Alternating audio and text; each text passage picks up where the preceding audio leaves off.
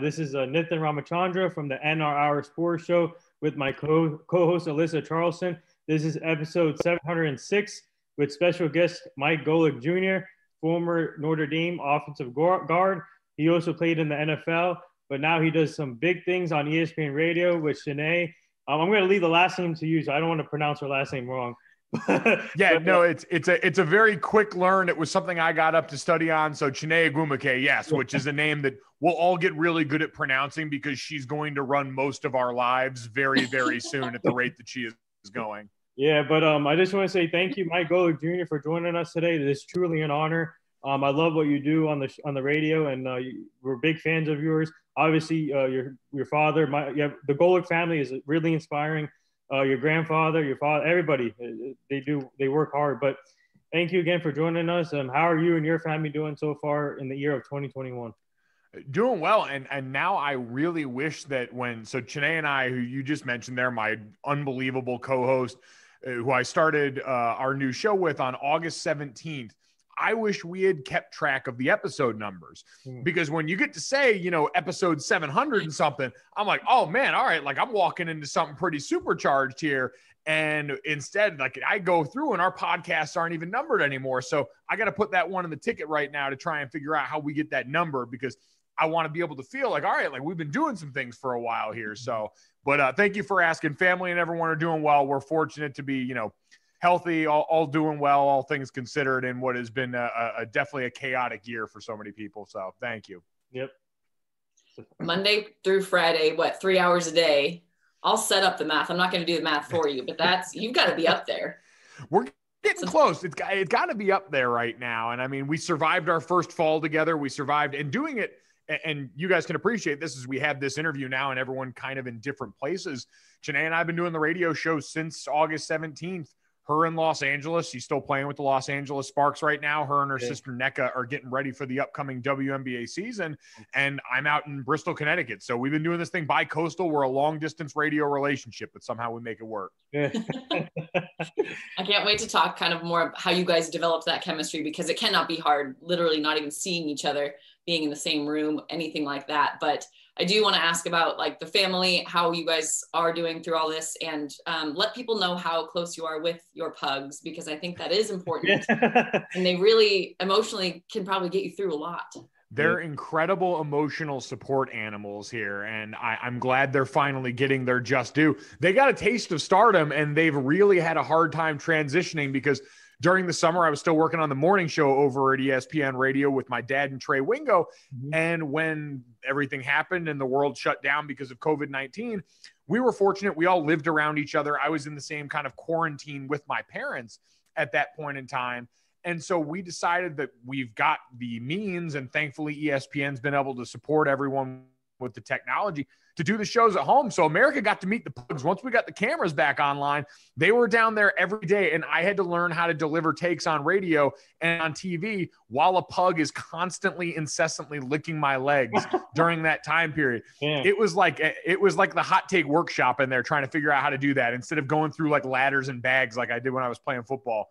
Now I have to do that. So they're doing well, and that was kind of the silver lining, if anything exists in the hellscape that was this last year for so many people. And obviously it's all bad. Like we all know that, but as we were around and doing that show, like I got to see my mom and dad every day during quarantine during that. And I got to spend a ton of time with them, and my brother and his wife live in Boston. My sister and her fiance live up there. And so they were close enough to where we all didn't have to worry a lot about everybody. We knew where everyone was. We communicate a lot. We got to spend as much time as we could around each other safely, because at the beginning of this, we're all trying to kind of navigate how to do that the right way. But I guess that was the thing that we tried to take away during this time period is we are, my brother has been married for a few years now. My sister's getting married, coming up here shortly, got engaged during all of this.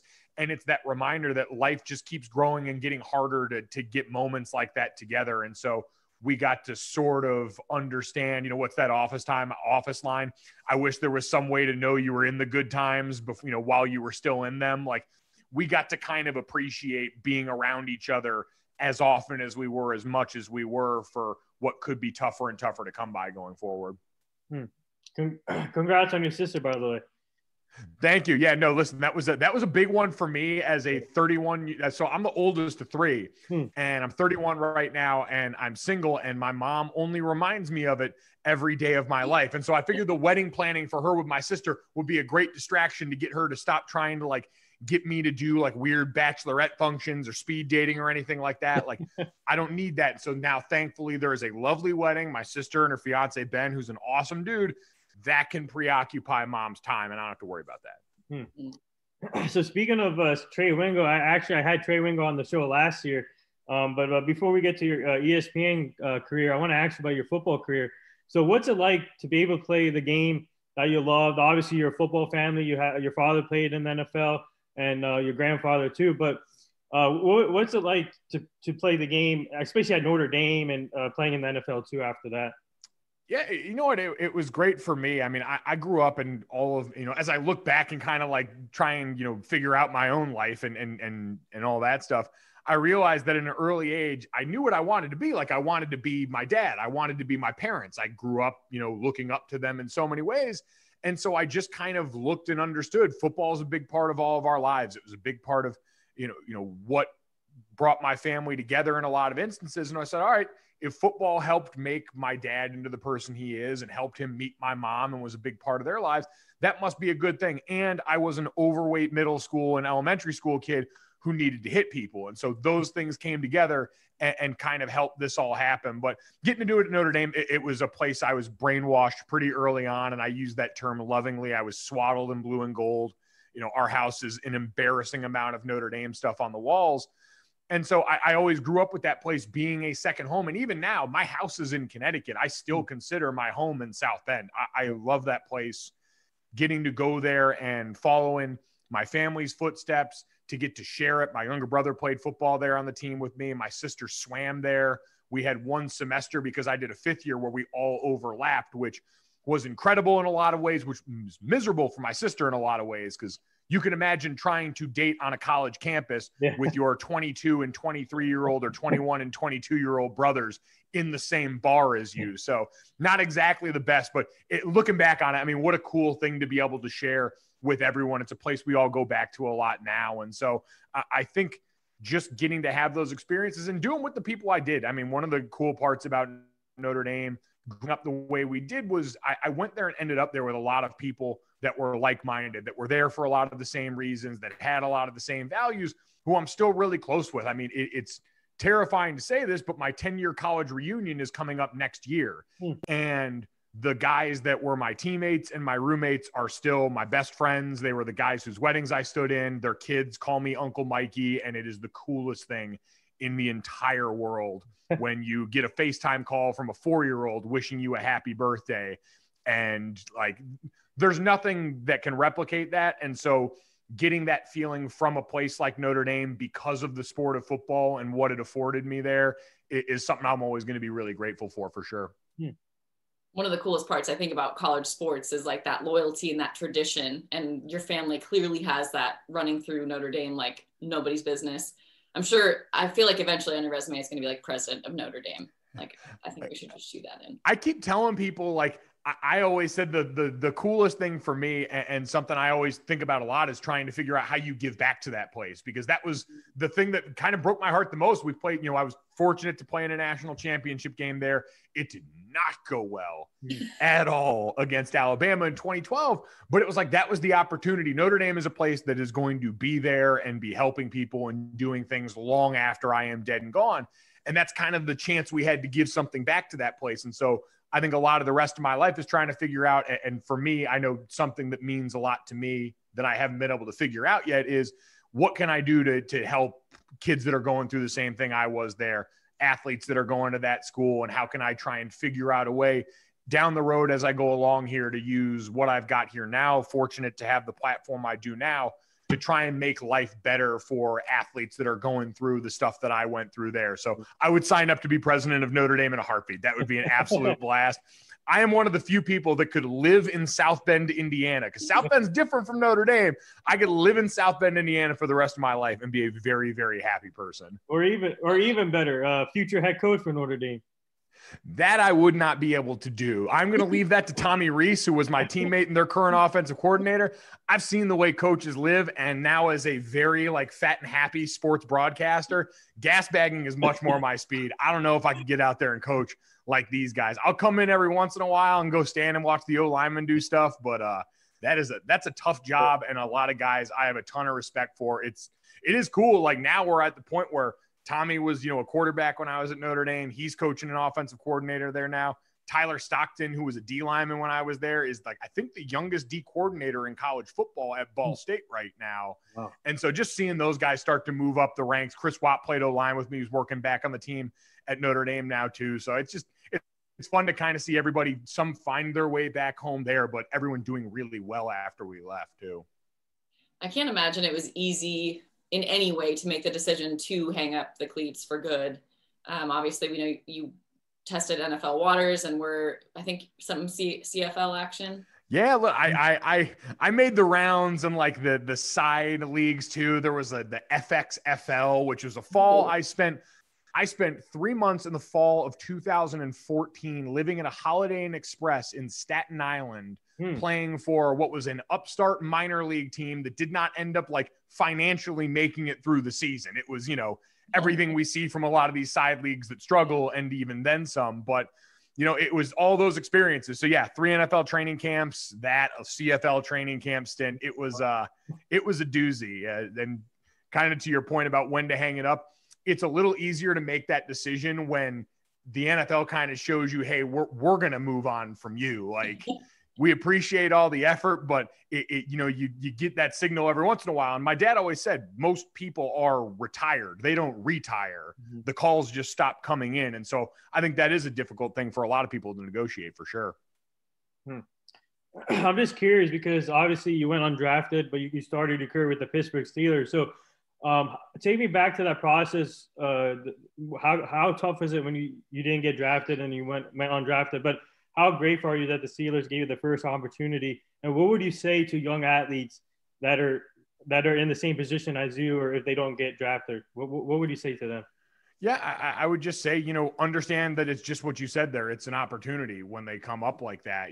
I knew I started 17 games and I am thankful for each and every one of them there. I was a late bloomer in college, to say the least, and to get that opportunity and to have had that experience at a place I love like Notre Dame, eternally grateful for. But I also knew, all right, it was going to make me kind of a long shot to be someone drafted. And I always kind of had in my head that I was going to have to go the undrafted route. And I'd had a couple of buddies that had gone the same way, that had managed to hang on teams. And it's just about making the most of the reps that you get and controlling what you control. It's so cliche, but it's the only truth is you're going to, for most of life and for certainly most of your life in athletics, have a bunch of stuff happen, injury, playing time, stuff you can't control. And so I kind of got used to that at Notre Dame when I wasn't coming by playing time early. And all right, I can control how I show up and work every day. I can be the most prepared person on planet Earth for when the opportunity finally comes. And then no, you're not going to get, especially if you're, trying to play professional sports and you end up undrafted, a late round pick. You're not going to get a lot of opportunities. They're going to treat you fair, but they're not going to treat you the same. I mean, they're investing a lot of money in those guys they pick early. And so you got to find ways to stand out and capitalize on the opportunities when they come. And I was fortunate to have a few cracks at it and didn't take advantage of the opportunities enough. And that's how those things go sometime. And you spend time, like everyone, trying to process that and trying to come to grips with, careers ending before you want it to. But at the end of the day, the really only thing you can take solace in is, did I give as much as I could to the parts that I can control, and finding the way to be able to kind of walk out with your head held high, at least on that aspect, is, I guess, the one thing you can really always try and come back to. So you're speaking of opportunities, and the first time I started listening to you and started knowing you and pretending that we were like kind of friends because I listened to you every night. I was coming home from anchoring and it was always like midnight and you were on first and last, and your voice like so smooth. I was just like very impressed that you were able to basically have a conversation with yourself for like many hours. Talk about that opportunity, and that like also like any weird callers that you can think of, like the weirdest. benefits. Yeah, from that. you know, and it is funny because obviously, like Alyssa, you were hearing me late night on your side, early morning on my side, and that was always the funny part. Is I had friends from college, a good buddy of mine, Eric Ringel, who lived out in Colorado, who would always text me when he was going to bed, listening to the show, and he's like, "It's very weird that I get to fall asleep to your voice. It's like we're back in school." But it was an unbelievable opportunity. So I got done, and I had started working weekends. And listen, I get the nepotism criticism a lot, and understandably so. My foot got in the door there because of my dad's name. And so my first job was working weekends, doing a fantasy football radio show Sunday mornings from 9 to 1. And I did that for the first year that I was there, year and a half that I was there. And I was just trying to, pick up other shows when they needed fill-ins, especially on the weekends. That was where I kind of did. And it was, hey, here's a, low flat fee for every time you do that. Show up. I was living at home with my folks and just doing that. And then about a year and a half in, they came to me, and my dad was still doing Mike and Mike in the morning at the time from that 6 to 10 a.m. Eastern slot. And a guy by the name of Robin Lundberg, who at the time was working for 98.7 and ESPN in New York, was doing that 4 to 6 a.m. slot locally in New York. And one of the first shows that I ever got to do for ESPN radio was after the college football national championship. And I want to say 2016 or 2017. I went on after that game with Robin from 4 to 6, and him and I got to do radio together in New York. And later on that year after that, they decided, hey, we want to have live radio, national show, 4 to 6 a.m. before Mike and Mike leading in. And so they paired me with Robin in that. And it was the same deal where Robin was doing the show in New York and I was doing the show in Bristol. So I got used to those mechanics already, but I owe Robin a lot. Robin taught me a lot about radio firsthand mechanically in that time slot from 4 to 6. He works at SI now. He's unbelievably talented. He is incredibly gifted at radio. And I learned a lot about, how to hook viewers in the beginning of segments here, how to kind of build out a show, the way that you sort of flesh out topics and how you set up segments. And eventually he was the one that helped me learn how to do radio alone, because unfortunately I also got to ESPN when one of the first rounds of layoffs happened. And Robin was one of the people that was laid off at that time. And he was unbelievably gracious and took time. I called him when it all happened. Do radio solo, you're going to be able to do pretty much anything in this industry. And so that was the next thing that came up, was after that had happened, and it was terrible that it happened. And I hated seeing so many people lose their jobs, and you're sitting there on the other side of that. And now it's all right. Now you're going to deal with all of that and seeing all that happen to people you care about. And, you're hosting the show alone here now. And so that was another learning experience. And like you said, learning how to talk to yourself and make it sound like something that people want to listen to. And so it was a lot of me getting to be really bad when most of my, bosses didn't have to be up listening from 4 to 6. Like it was getting to make mistakes. It was doing all those things, but it was also for me, who had been working weekends, having been in the microphone Monday through Friday, 5 days a week for 2 hours a day, getting all of those reps and listening to people like Bomani Jones, who was doing the right time from 4 to 7 solo in afternoons, and listening to Ryan Russillo when he did shows solo, and Colin Cowherd, and all these people who made solo radio sound really good the way that they did it, and just trying to figure out things that they did there and playing around with that stuff. And I never got even close to what those guys have been able to do or sound like or accomplish there, but it was just kind of having to learn and piece that together on the fly, because that was what happened. And so, it was definitely different. And to your point, Alyssa, about callers, I figured out there were really two kinds of callers. There were people that were finishing off their night, which meant they were probably a little bit drunk. And then there were usually truck drivers. Like there were a lot of truck drivers, people going into the gym early. And actually, funny enough, all jokes aside, and I loved it. Like, it was such a unique opportunity to get to connect with people who didn't have live radio before that in that time slot. And so people were really excited to hear people and get to talk to them, to have people call in. And it was such an unbelievably supportive group of people and fun group of people to talk to at that time of day. But the one thing I found out when I started covering college football and doing that later on was it's also a lot of coaches driving in. Like I was getting on coaches calls and talking to coordinators that driving into the building when coaches get in really early, they were all like, yeah, I turned on First and Last and I've heard you a bunch on there. And it was kind of cool to see that connection point to something else that I wanted to do more and more of.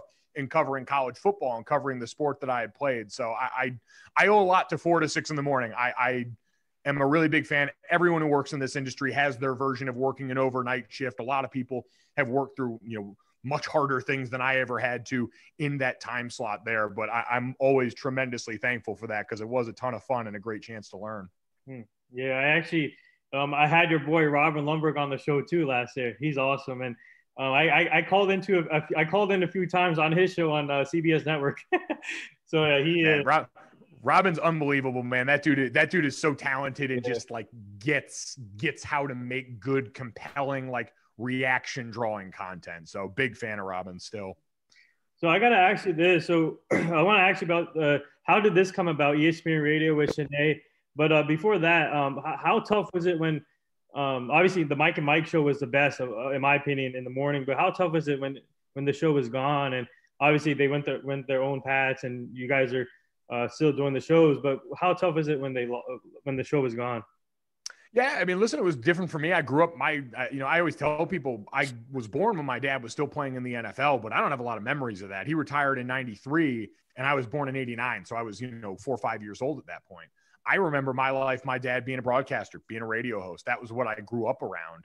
And so I always tell people when they said, Mike and Mike was this big part of my life, a big part of my childhood, and that was the cool part, seeing when the show was ending, as much of a bummer as that was, is hearing from people who had listened to the show and started off single and now had families, or just met their wife and now had kids, or, got through school that way or whatever. Because I always told people it was that part of my life too. I mean, I didn't know life without that show for 2 decades. And so it was, it was somber in that regard. But then on the other side of that, when Dad started doing the show with Trey and I got to be a part of that, got me to what'll, no doubt, I can say this now, will be the best part of my professional career, is getting to spend 3 years doing radio with my dad. Like, that's not a thing a lot of people get to do. And getting to do that on the other side of it was something that ended up being a huge blessing for us both. We had gotten to call a football game or 2 together before that, but we were never really sure it would come together like that. And so it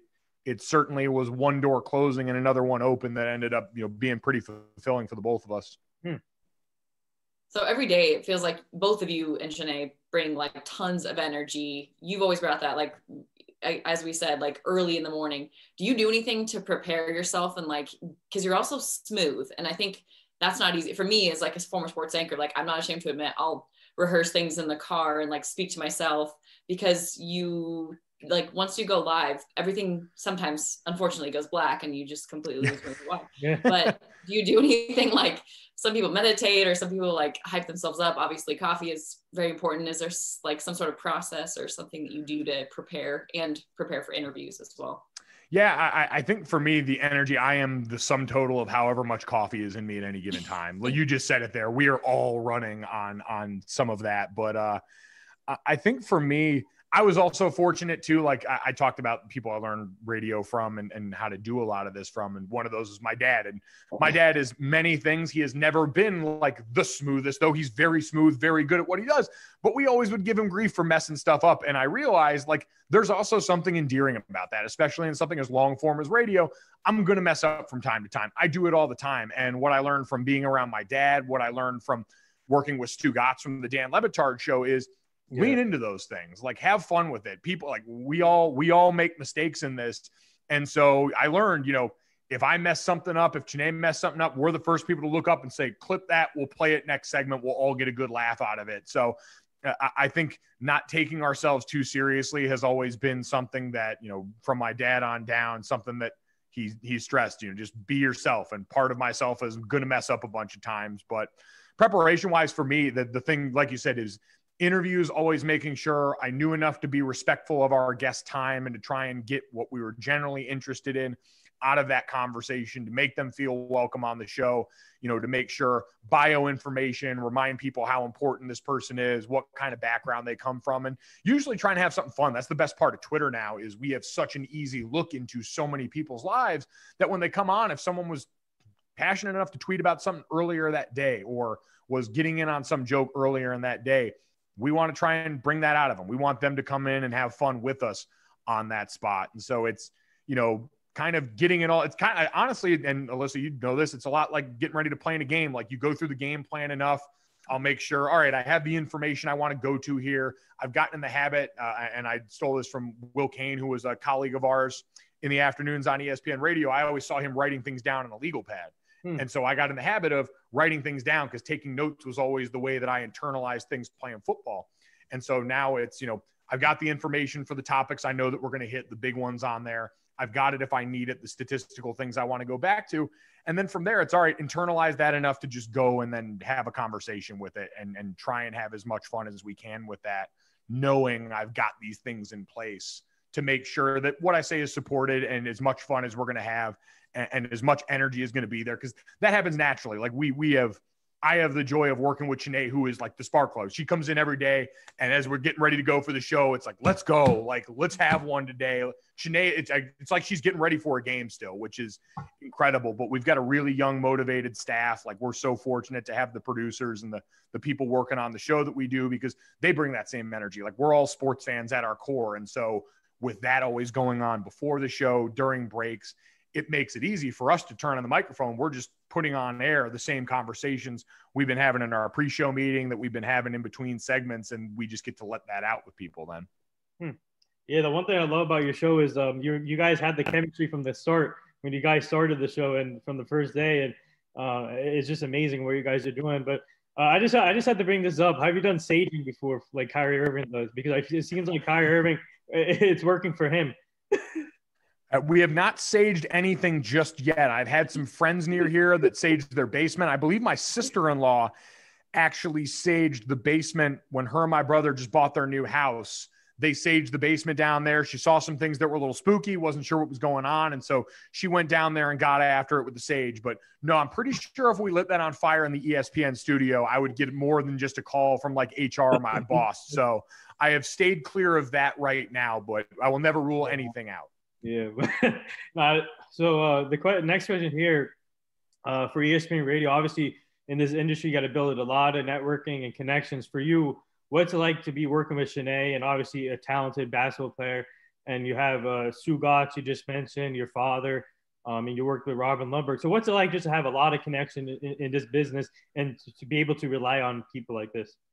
Yeah, I think that's the cool part is getting to learn from so many different people. Cause I mean, I started doing this job when I was 26. Like I say about myself then the same thing I'd say about myself now. It is amazing the volume of stuff that I don't know and that I'm trying to figure out. And so I'm fortunate to have a lot of people like that. I mean, with Chiney, we got super lucky that when I was doing First and Last still, she would come over and do an hour with us on Wednesdays when she was still playing for the Connecticut Sun. Yeah. She was coming in to do Sports Center and all this stuff. And so they basically said, you guys are both young, go hang out together on air for an hour. And she would come over and we got to build a lot of that chemistry. And I got to know one of the other people that was my age in the building like that and start to form that rapport there. And so whether it's her, who, Lisa Leslie is one of her mentors here. Condoleezza Rice, a Stanford alum, is someone that she calls upon pretty regularly. All her friends are like NBA players right now currently. So she's an unbelievably,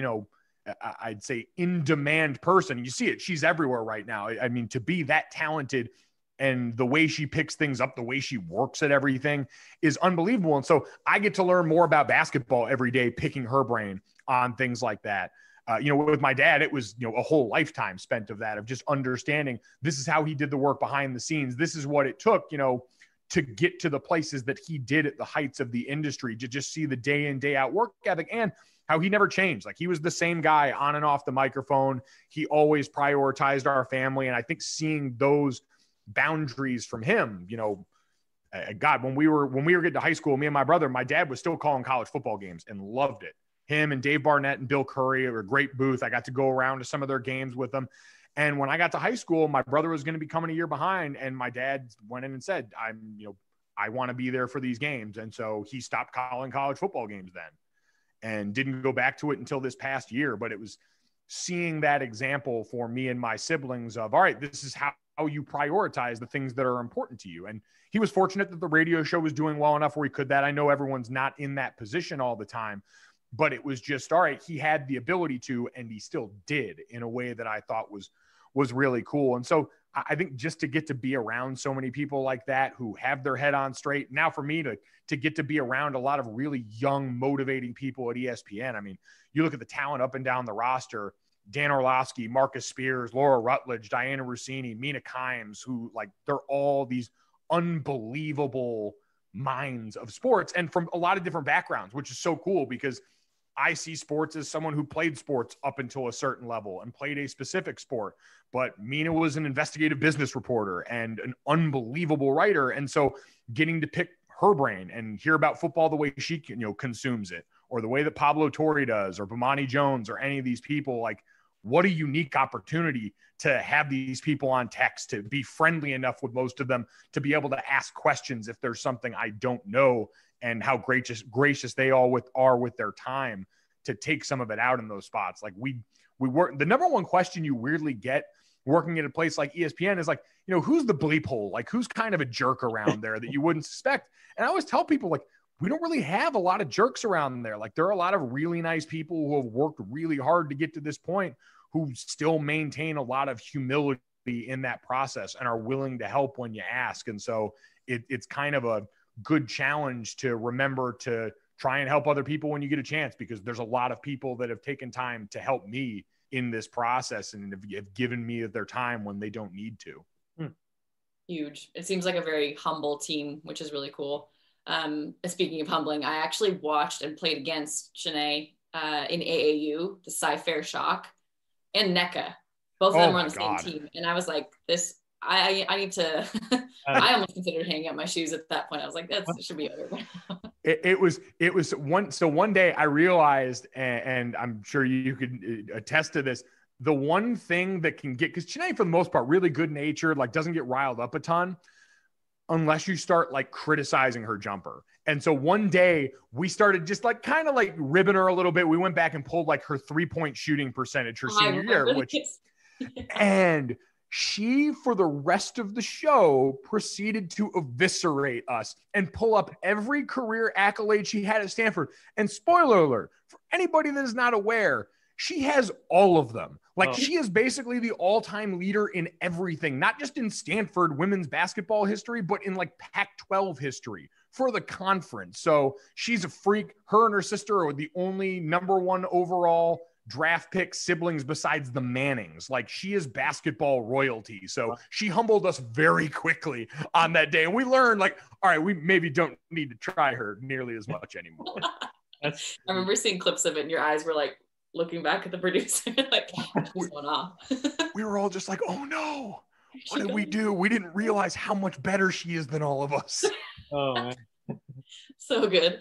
So just speaking of being around great people and being inspired by them, do you have memories growing up of someone who you met and either it stood out because they were incredibly inspiring, or like someone you really looked up to, or maybe it is later in life where it was like an embarrassing moment or funny moment, like just kind of those stories that stick with you, and people, I guess, and their stories that stick with you as well? Yeah. I think for me, like, I was fortunate on the hero standpoint to, again, they were in my house. Like and part of that is because my dad had done the thing at the highest level that I wanted to do, but I was just fortunate. I had really good people in my mom and dad that were leading our home. And so I got to look to them for a lot of those things. But I think for me early on, a lot of it was getting to be around places that were really aspirational, like getting to go and be at the Pro Bowl when my dad was covering that, and to get to meet a lot of the guys that were, playing at that point, the Jonathan Ogdens of the world, these big time, larger than life names.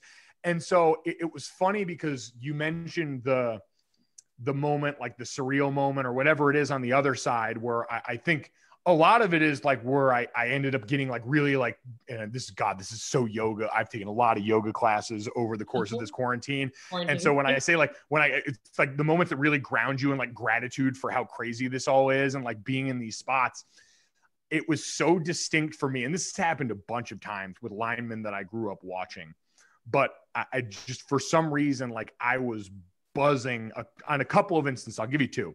One was when I first was going out to ESPN in Los Angeles to do Sports Nation. And I had grown, I'd watched that show a lot during my young adult life. I love that show, Beetle, Marcellus, Max, that whole group, but also the people around it there. And I remember I was outside of the studio one day after filling in on that show, which was already nuts. And I was just sitting there, and Ramona Shelburne was there, who I've seen all over our network, who is an absolute star. And she was just sitting there talking to me, asking me about how things were going. I was, it was like my second or third year at ESPN at that point. So I'm still really new now, but was really new then. And she's just sitting there like giving me her time and giving me all this advice on how to navigate stuff. And I called my mom after, and I was like, Mom, Ramona Shelburne was hanging out and talking to me after work today. And I was like giddy, because like, these are people who, I knew coming in, again, with Dad's last name and all the things that were going to come with my entry into the company. I didn't expect anyone to like me right away. I said I would have understood if people really didn't like me getting to, in a lot of senses, in a lot of people's estimation, cut the line in some spots there. And so I knew I was going to have to just put my head down and work. I wanted to win people over by showing them I was going to work hard. And that was how I was going to approach everything, the same way I did as a player, and just try and do that. And so, like, acknowledgement at all from someone like Ramona was something that jumped off the page at me, and little moments like that with folks around work for us. But then 2 years ago at the Super Bowl in Miami, I was walking around Radio Row, and we're down there for the morning show, and it's awesome. ESPN's got this cool setup there. And you guys know Radio Row is a chaotic mess of sports talk people and sports media people everywhere. And I was walking around there, and I get tapped on the shoulder, and I look behind me, and it's Nick Hardwick, who's down there doing some radio stuff, doing some things there, longtime center for what was the San Diego Chargers during his career. And like, one of the guys I grew up like watching a ton of when I was a kid, because I was a lineman my entire life. And so watching guys like Nick Hardwick go out there, and for him to approach me and say, hey man, like, I love what you're doing. Like, all this stuff, like, to like go over there and reach out to me like that. I did the same thing. I called my folks after, and I was like, I am freaking the F out right now. Like, you could not have told 10 or 11-year-old Mike that this was ever going to get to be a thing, that I was going to, get to interact with guys like him, that I was going to, like, be tweeting on a regular basis with Walter Jones, the Hall of Fame left tackle for the Seahawks, to get to meet all of these people. Jeff Fain, who was a great All-American center at Notre Dame when I was growing up, meet him in a Notre Dame game. Like, those are the moments where I'm still a dumb little kid fan, and I'm calling my parents like, these people should not be talking to me like I'm at even close to their equal in this instance, because these were people that were larger than life when I was a kid. And people always laugh because they're O linemen. And so maybe only in an O lineman's world are these people such grandiose figures. But it's just moments like that where it's really cool to get to be around. And like you said, get to be in the network of all the people that work close around sports, especially now that I'm getting to the point where, I'm getting to work alongside or with, or get to talk to a lot of these people that I grew up watching and really looking up to as a kid. Mike, you're going to like this. I had Nick Hardwick on the show also last year. That guy. You want to talk about in the pantheon of offensive linemen that go post-career weight loss too? Yeah, he dropped it. He drops workout. He drops videos every single day. Workout videos, crazy. He's like, O linemen tend to like lose it quick too, because most of us are kind of insane. And so you're so used to like eating on a clock and trying to keep weight on for guys like that. But man, he's got like a 6-pack now, which is insane. So I have lost some weight. I do not have a 6-pack at the moment. And so I'm going to keep my shirt on a lot more than Nick does. He has earned that right in a way that I not yet have. So, so we do this fun little segment now on the show called the Rapid Fire segment. But before we get to that, I got 2 quick things. First one, I want to send my condolences to the Vincent Jackson family. Rest in peace. What a terrible sad news. I was in contact with him last year about coming on the show, and he said they had some other problems, but I just want to send my prayers to them. And it's just devastating to see at a young age, 38 years old, and what a great receiver he was in the NFL. And the next thing here, we're part of the Hugh Jackson Foundation. We're partnered up with them. We're ambassadors. We're trying to help them prevent human trafficking and making sure these kids make the right choices and make the community safer. So I'll send you the Hugh Jackson Foundation page. You can check that out. No, listen, incredible work there. Certainly on behalf of that foundation and that goal, obviously something that I think we talk about on a national level as we get around the Super Bowl every year, just knowing how sensitive that issue becomes around that time. But to be doing that work full time around here now is great stuff by you guys and that foundation. And certainly, like you said, Vincent Jackson, impossibly sad. And I echo what a lot of people have said about this. A lot of former NFL guys check in on your friends. Make sure, especially right now, this has been such a crazy year, but Alyssa, you talked about it before, making the transition from sports to life is never easy. And, it's one group of people that's going through things, but everyone check on your buddies, because you never know what someone's going through, and you never know what can possibly help in those situations. So unbelievably sad. So you ready for this quick little segment? Let's do it. Rip it and rip it. Alyssa, you can go first. Oh, I get to start? Okay, sweet. Beignets or hot dogs? Ooh. I'm going to go beignets, but I love hot dogs. And the common thread, certainly, that I was fortunate. I got to call the Nathan's Famous Hot Dog Eating Contest this last year, and I've also eaten beignets next to Joey Chestnut, which, wow, is that scary. He is very good at eating food. 72. Did you said Glitzy Gladiator, right? Glizzy. Yes, Glizzy. I went like strangely viral that day for the Glizzy Gladiator. I heard it, and I was like, did he just say it? Awesome. It was one of those things I had to check. So we were talking about it on the radio show leading up that week, promoting it. And Cliff, who's one of our producers who still works with us on Golic and Wingo, mentioned, he's like, man, you can be out there with all those glizzies. And I'd never heard that word before. Like, apparently it's DC slang for hot dog. But I was double checking and like Urban Dictionarying and making sure I wasn't saying something that was offensive when I got on there. And so I was like, oh, what the hell? I'm going to turn it loose here. And sure enough, people were like, oh my God, did that guy just say what I think he said? So it was perfect. It was like edgy, but yeah, it stuck. I thought that was clever. All right. So I know you guys are a donut family. So I got to ask this because we had Brian Urlacher on the show too, and he loves donuts. So we asked him the same question. So for you, what's your favorite donut?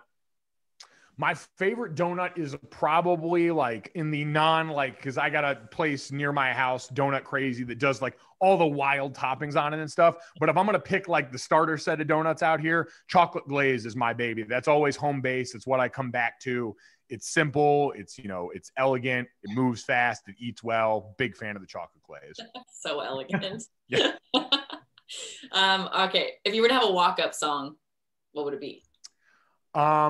So when I was doing First and Last, Good Morning by Kanye West was always the lead-in song to the show.